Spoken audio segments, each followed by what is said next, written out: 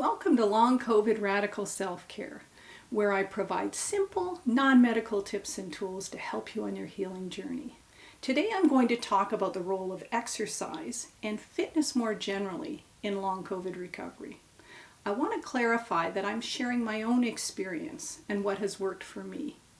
I'm not a physiotherapist or fitness professional, and anything I suggest should not be considered professional advice. I'm going to share with you 6 lessons I learned about exercise and recuperation. Well, today I'll share the first 3. First, I want to differentiate between exercise and fitness. Fitness is a state of physical wellness. Exercise is one of the tools for getting there.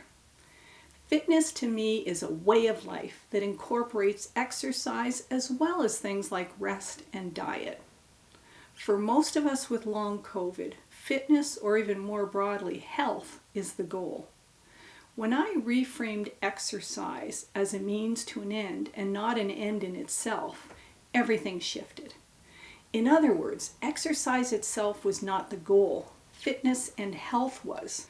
When I say exercise to you, what kind of images come to mind? Working out in a gym, jogging, lifting weights, yoga? Many of us have a pretty narrow view of exercise.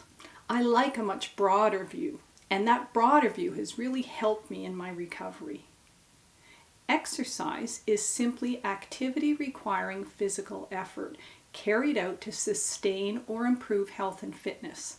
So yes, jogging and lifting weights is exercise, but so is walking the dog and gardening and vacuuming. These activities may not get you to the Olympics, but they may help you get to fitness. So the question to ask yourself is not, should I exercise or not, but rather, what type and duration of exercise is right for me right now?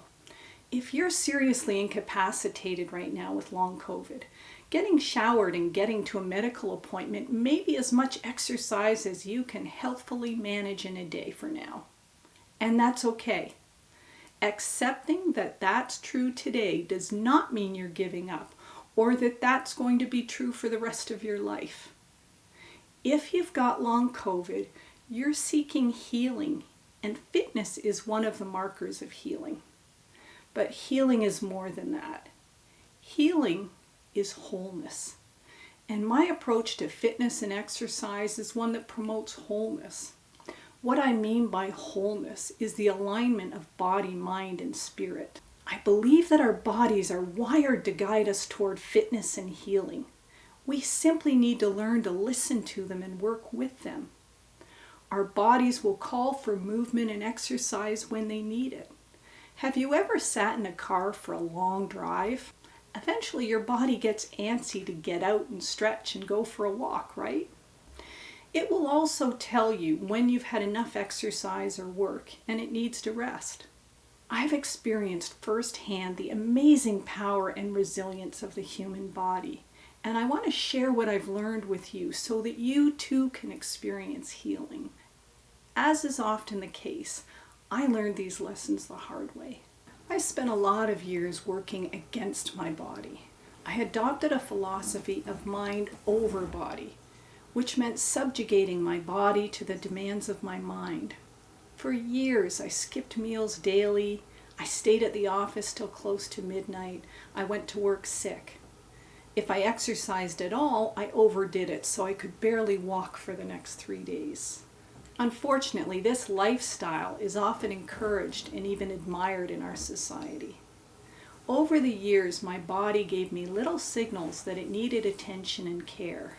I had headaches and fatigue and plenty of colds and flus, but I ignored them and worked through it all. So the signals got a little louder. Before long, I had IBS and fibromyalgia and a herniated disc. I ignored those too. I took medications to silence the symptoms somewhat, and more medications to counteract the side effects of the medications that silence the symptoms. I considered it a badge of honor to power through illness. But what I learned is that the body's calls will get louder and louder until it finally gets your attention. Ultimately, the body will always win because it has the power to take you to your knees, literally, to take away your health until you have no choice but to listen. I think all of us with long COVID have learned how our health can become impossible to ignore.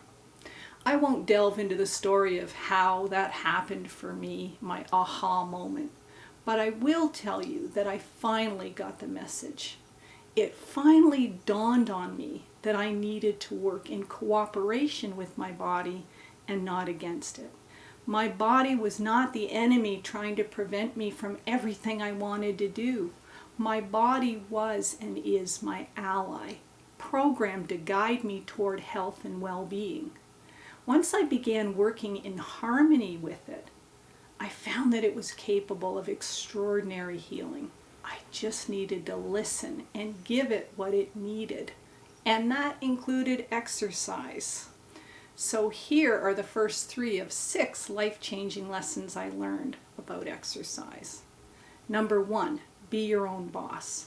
I learned this as it relates to exercise in a pretty dramatic fashion when I was recovering from fibromyalgia.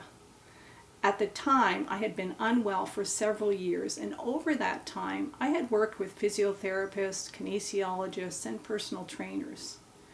Each one of them developed a program that they thought would work for me based on what they did with other clients. Several of them pushed me every session beyond the weight or repetitions or number of exercises that I thought I should do. Anyway, with most of the therapies and exercise, my muscles would ache afterward, and I would need several days to recover. I learned to dread those appointments, knowing it was going to be hard work during the session and painful afterward. For me, it just didn't feel right. Now I know some people do extremely well working with physiotherapists and personal trainers, and they certainly have their place. Some people really enjoy pushing their limits as well, but for me, it didn't work. I felt I was re-traumatizing my body, like the car accident that had traumatized my body in the first place. I felt like I was being pushed, that I had little control over the program and was just doing what I was told. Sound familiar to you? Personally, I'm not an advocate of the no pain, no gain philosophy, as you've probably already discovered. Whether you are or aren't, the point is that you are the boss. You need to do what feels right for you. If you're working with a professional and feel good about what you're doing, keep doing it. If that person or program doesn't feel right for you, find someone or something else that does. For me, after years of exercise yo-yoing, I decided to take control of my own physical rehab and do it my way with the therapies and support I wanted. And that led me to better health than I'd ever experienced in my life. Lesson 2. You may need to start slower than you might expect. I remember going to the Y the first time with a nurse who had come just to ensure I didn't hurt myself or have a heart attack. She was totally supportive of me doing it my way. We had a trainer from the gym show us how to set and use the equipment properly. I got on the first machine on the circuit and set the weights to one of the lower settings. I lifted the bar and tried to consciously tune into my body. I felt my body struggling to lift it. I lowered the setting another notch and tried again. Even at the lowest level, my body seemed unable to lift it without substantial strain and shaking. I was pretty discouraged, to say the least. The nurse suggested I try it with 0 weights, just the weight of the bar itself. I tried it, and it felt good. Some resistance, but not a strain. I did a couple sets of 10 and then moved on to the next machine. At each machine, I went through the same process, trying different settings and checking in with my body to see what felt right. On some machines, I was happy to lift a few kilos. On other machines, I went through the motions without any weight at all. To tell you the truth, I was pretty embarrassed at my lack of strength, and yet the approach somehow felt right for my body. My mind wanted to push, but my body was asking for compassion. Listening and respecting my body's limitations paid off over the long run. After my workout, I could feel that I had worked my muscles, but I felt only minor fatigue, not exhaustion and not pain. I felt happy and uplifted, not drained. Which brings me to lesson number 3. Let your body take the lead. In mindfulness practice, this involves what is known as awareness in detail. What it means is simply bring your focus into your body and become aware of how the various parts of your body are feeling. It requires some practice because the mind loves to wander, but it becomes easier with practice. It's a really important skill to learn and will serve you well in dozens of different ways, which I'll discuss more in a separate video about mindfulness. What it means in practical daily life is that you may need to stop washing the floor partway through and rest for 20 minutes, or the rest of the day. Here's how this played out in a routine situation for me recently. I was vacuuming the house. Now my routine is to vacuum the main floor one day and the second floor the next. Last week I started vacuuming, and after 10 minutes my body started to feel fatigued. Within a few more minutes I was really feeling exhausted. My mind wanted to finish the vacuuming for all kinds of practical reasons, but my body wanted to rest. The old me would have pushed through it and finished the floor, and then probably got dizzy and nauseous because I overexerted myself. I know now that my body will lead me to better health, but I need to listen, and I do, usually. So I put down the vacuum and waited until the next day to finish the job.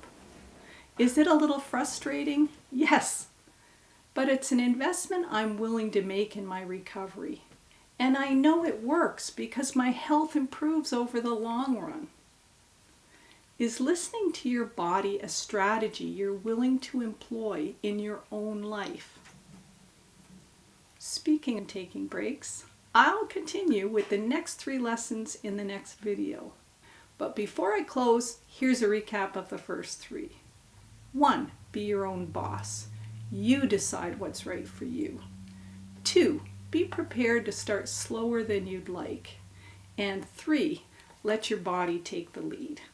Thanks for joining me. If you found the information in this episode useful, please click the like button. Until next week, be kind to yourself and each other.